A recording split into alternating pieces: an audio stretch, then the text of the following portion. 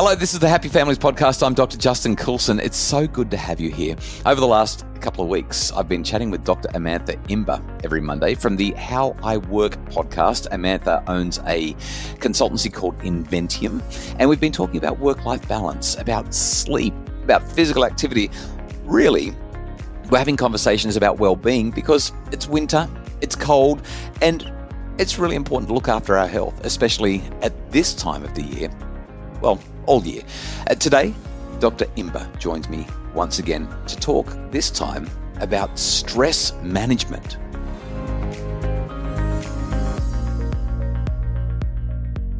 Amantha, when we actually talk about stress, what do we mean?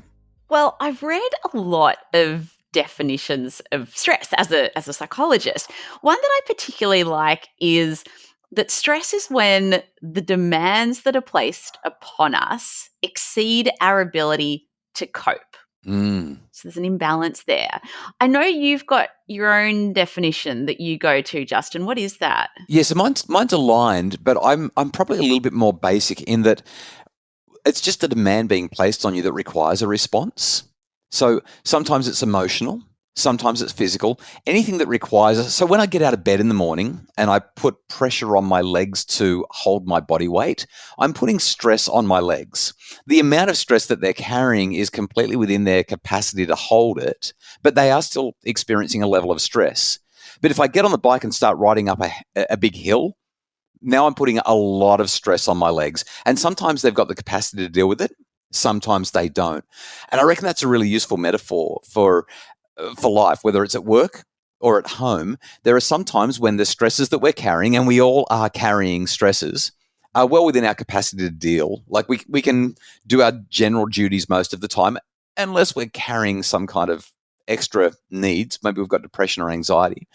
But when we start to carry those stresses and maybe the boss puts more onto us, or the kids come home and they say, I've got this assignment and it's due tomorrow and I totally forgot and I've had it for 4 weeks and I'm going to have to stay up until 6 o'clock tomorrow morning. That's the kind of stuff where we go, oh, now I've got a level of stress that this is going to affect my thinking, it's going to affect my feelings, it's going to affect my overall well-being. This is a level of pressure that I'm not quite sure if I'm equipped for. And I think that's kind of one of the things that I want to talk to you about. This is an area that you really do specialize in, reframing stress, managing stress, and what it does to our health when we either do or don't do it well. Tell me what you've got in terms of your toolkit when stress is becoming overwhelming for somebody. What do you do? I mean, you're running a business, you've got a child, you travel a lot, you're writing books, you're running a podcast. How do you manage the big stress moments? I find that for me, the big stress moments are when I catastrophize. And often the things that have stressed me out most have actually never happened.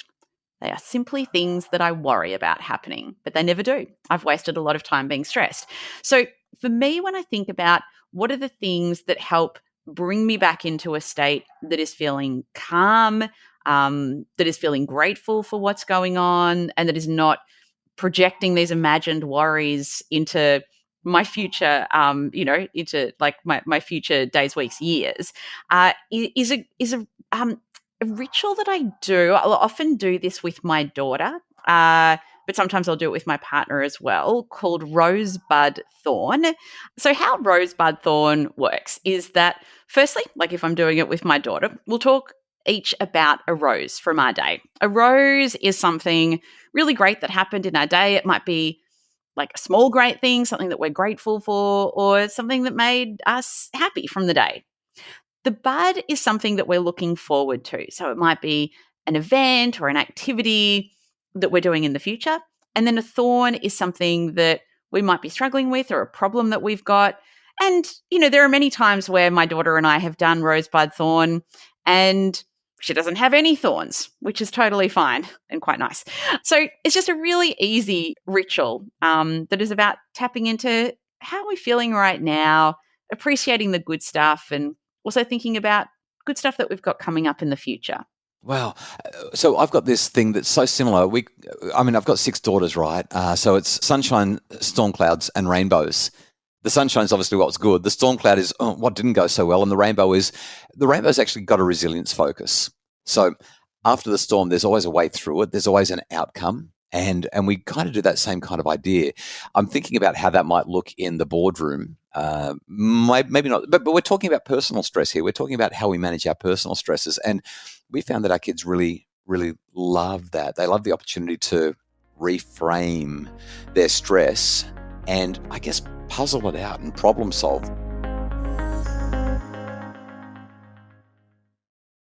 Amantha, I know that you're working on a book at the moment that incorporates a little bit of this, well, not a little bit, quite a bit of this into what you're writing. You've got a psychology background, as I do. What have you found in terms of the impact of stress on mental health and well-being? I mean, it's absolutely huge. And I think what is really unfortunate is that just like not having enough energy, I feel that a lot of people think that it is normal to just go through your day feeling pretty tired, pretty exhausted. That is the norm for a lot of people. However, it shouldn't be. It's not normal. Like you should be striving for better is what I mean. I hate the term normal as a psychologist, but also it's really easy to kind of normalize stress and go, well, it's normal to have a stressful job.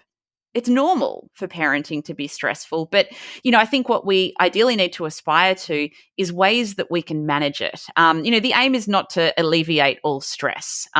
Stress can be really good. Stress is often a source of growth. So glad you said that. Yeah. I can't build bigger muscles. I can't be a better bike rider. I can't be a better surfer. I can't be a better parent. I can't be a better author unless I push myself through the challenge that it presents. Absolutely. I love that phrase around growth only happens outside of your comfort zone. And you will feel stress if you're outside of your comfort zone. Something that I've been thinking about a lot lately, and it's funny because I've only got the one child, but that saying, Justin, I'm going to get the wording wrong, but you're only as happy as your unhappiest child.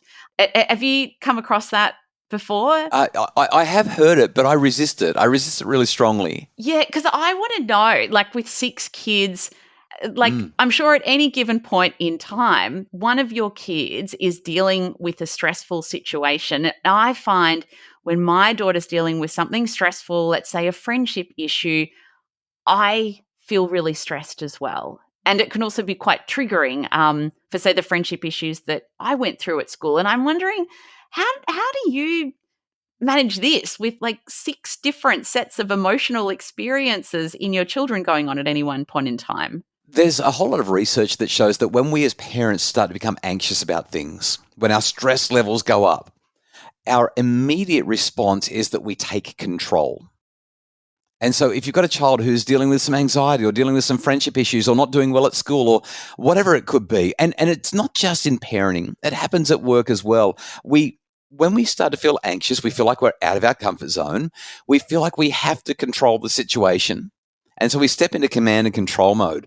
But what that does, let's keep it in the family context for now, but anybody who's not in that context will still be saying, okay, this will definitely apply everywhere else. When I step in with command and control to my child, I'm sending a very clear message to them about my beliefs about their competence. I'm essentially saying, you're not competent. I need to step in and control this right now. Now, sometimes that's actually true. But if this is a repeated behavior, if this is the way we respond to anxiety and stress all the time, we start to become controlling rather than collaborative. We take away their autonomy, and over time, that will cause a deterioration of the relationship. In other words, the 3 basic psychological needs that our kids have are being undermined by our inability to sit well with stress, anxiety, worry, and challenge. Therefore, over time, I've implemented a handful of strategies that have worked really, really well for me.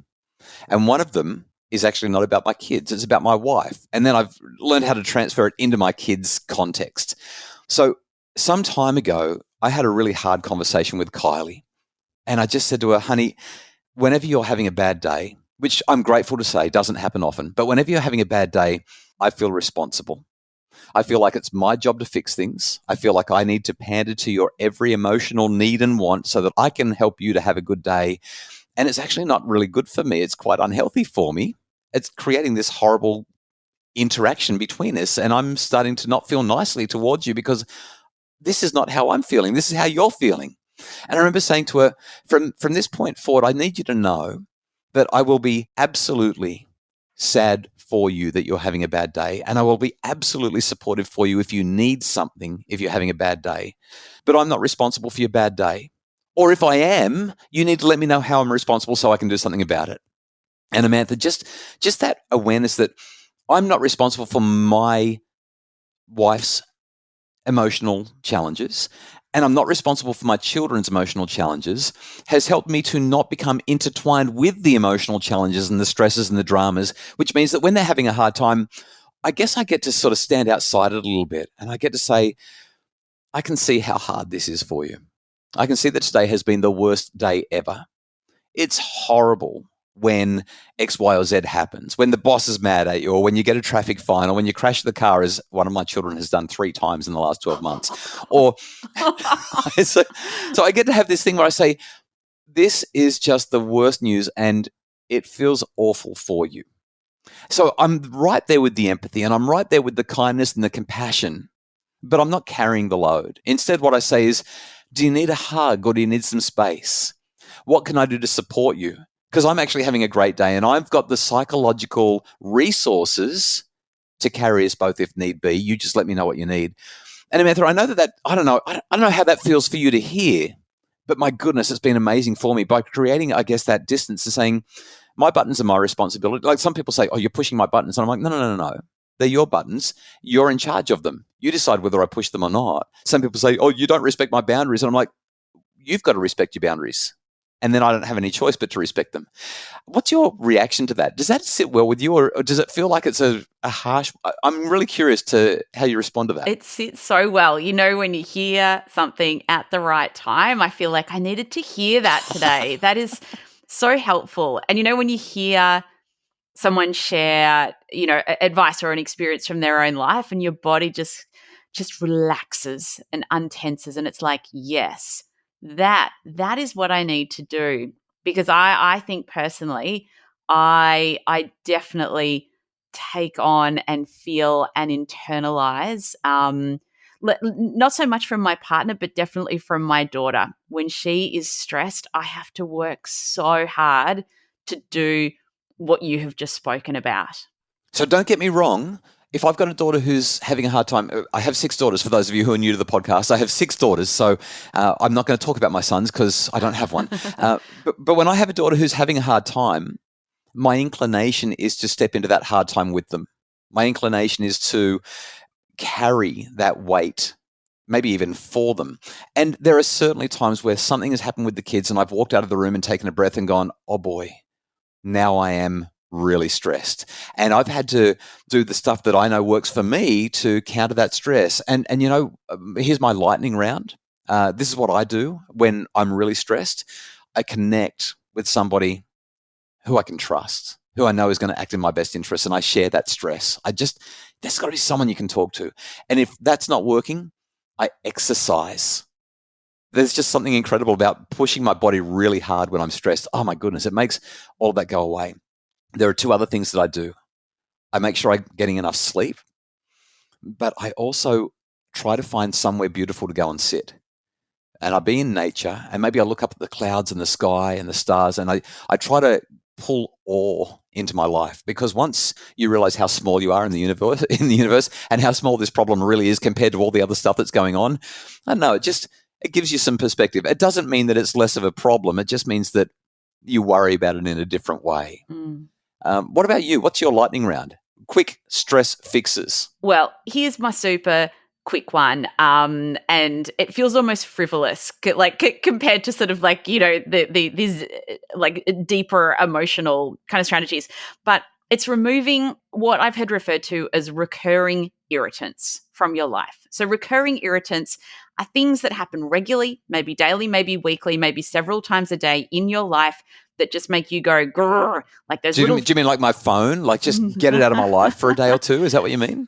Well, maybe your phone, but probably more specific than your phone. Like, let me give you an example. I first heard this term recurring irritants from Dan Heath, best-selling author.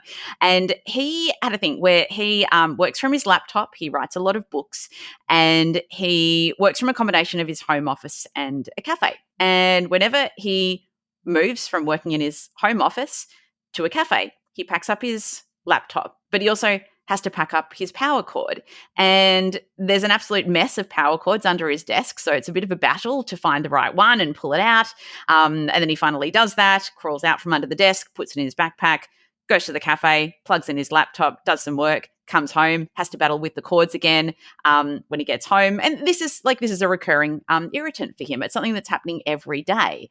And when he was writing a book about solving problems more upstream, like closer to the cause, getting to the root cause, it occurred to him, I can buy a second laptop charger.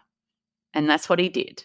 For $50, the irritant was removed. And I think that it's a really great thing to reflect on your own life, but more importantly, get other people who are watching you and seeing what is irritating you to go, hey, Justin, I always see that when you do this, when you have to spend an hour of your day chopping vegetables to prepare dinner for your 6 kids and your wife, for example, you always seem like a bit grumpy doing that. I know your knife skills aren't the best. Maybe we could do something about that. Maybe we could buy pre-cut vegetables, for example, from the supermarket. So just doing a bit of an audit of what are just those minor little things that frustrate you, because those minor frustrations can build up and can make the bigger stresses harder to manage. So remove those, delegate, find a different solution, just stop doing them.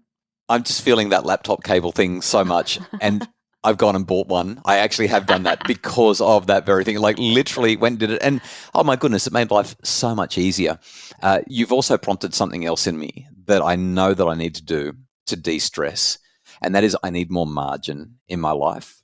So I'm the kind of person who, if I've got a meeting at midday, I log on to that meeting at 12:01. Because I've tried to cram so much in before the meeting and I'm still not ready for the meeting. Or if I've got to be at an appointment and I've got to drive there, I get there right on time. There's no margin in case I get a slow driver or a red light. And just hearing you talk about it, I guess it's a recurring irritant, but it leads into, if your life is stressful, create some margin. I hadn't thought of it when we were planning this out earlier, but my goodness, it makes such a difference when you can get in the car and you don't have to speed to get there. You can just sit there and drive at the speed limit and listen to a podcast or have a nice conversation and not worry. Oh, this has been a great conversation and it's been such a great collaboration. I've really enjoyed talking with you about how we can improve our well-being, Amantha. Thanks so much for sharing your wisdom and giving me the chance to do the same. Likewise, Justin. I feel like I always learn something new whenever we get the chance to connect. It's been a joy. I love collaborating with people and I love the conversation that Dr. Amantha Ember and I have just had. The Happy Families podcast for today has been produced by the iHeart Radio Network Australia. Our executive producer is Craig Bruce, and Kylie and I will be back tomorrow on the Happy Families podcast. If you'd like more info about making your family happier, please visit happyfamilies.com.au or check out our Facebook page, Dr. Justin Coulson's Happy Families.